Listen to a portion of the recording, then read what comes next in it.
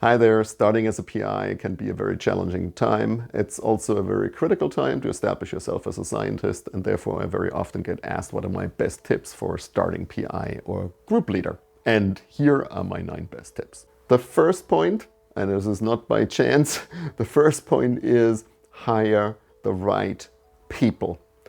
This is difficult, easier said than done. You need to be very selective in your interviews, trust your gut feelings, and most importantly, you need to have the courage to keep a position vacant if you are not convinced that a certain person is the right person for this lab. Now, I understand this is difficult because in the beginning you're under a lot of pressure to deliver on grants and progress in your position, and so therefore you really do want to assemble your lab fast, but don't make over fast decisions to hire people that you might later regret. I've known many examples where this didn't go right, and then if you're stuck with the wrong people for several years, they can influence the whole atmosphere of your lab, and that's not worth it. So try to get the hiring right and put a lot of effort into selecting the right people, not just the right skills, but also the right people. The second point is this is your opportunity to set the culture of your lab. Like, what kind of place do you want this to be? What's important to you? What do you want people to pay attention to in your lab and to value in particular? This could entail things like how do you want to meet, like the lab meetings, how are they structured? How do you want people to interact with you and with each other? Basically, that entire setting of the lab, this is up to you to set in the beginning. The framework, at least. This could also mean starting certain lab traditions, like how do you introduce yourself to the lab or something like that. Those things are very important to get a good team spirit going, and don't underestimate how important that really is as you start out. Productivity in terms of research output, papers published and so on is of course key, especially if you are on a tenure track appointment, but usually you also have other goals to fulfill in your current position. Now, there will be many demands on your time, but you should make sure that you always prioritize output. Output over most other things. That's very important, because otherwise you don't finish things. Output is also maximized in very productive groups of people. This is your lab, but it's also connections that you make outside of the lab with colleagues and collaborators. So productivity very often means investing in the right networks. So of course your new lab needs money, and grant writing is very important. What are the tips about grant writing? Well, first of all, get good examples.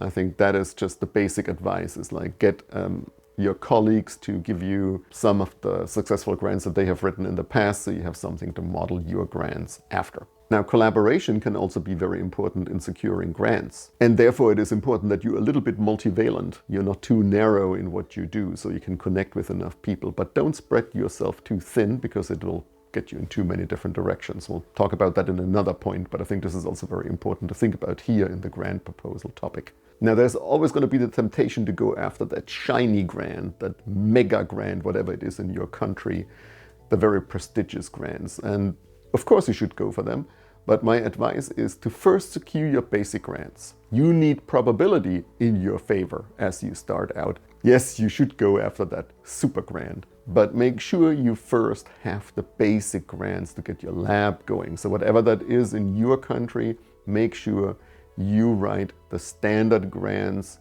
that are reasonably easy to get, or at least where there is a reasonable probability of success, because that's normally not the case for the big shiny grants. In terms of what you do in your lab, of course, you decide that, but my advice from my own experience is, at the least in the beginning, don't be too broad. Yes, you want to be somewhat multivalent, as I mentioned before, so you can collaborate with people, but really invest majorly in the one thing that you are going to be known for. And that is for 2 reasons.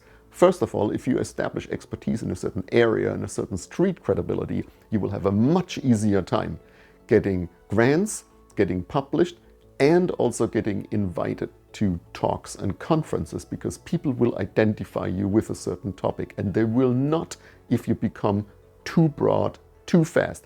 You can do that later, especially if this is your personality and your interest. Certainly you can do that at any point later, but don't do it in the beginning.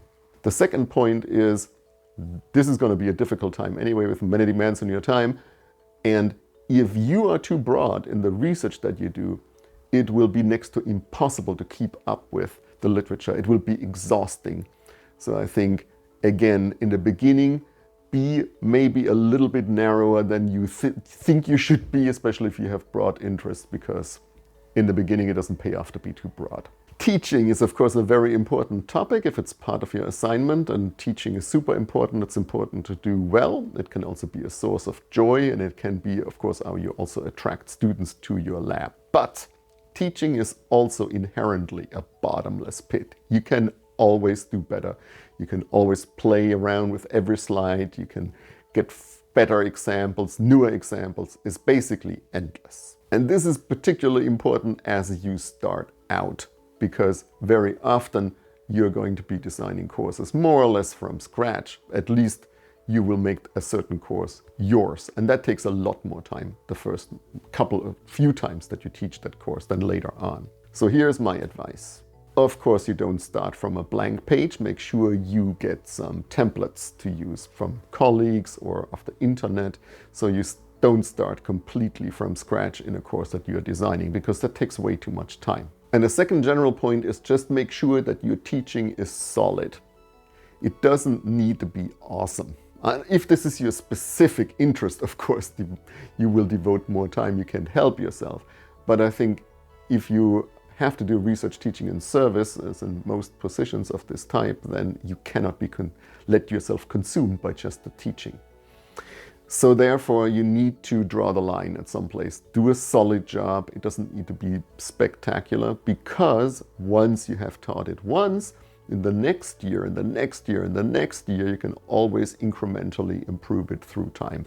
And the second time you teach it will already be much better.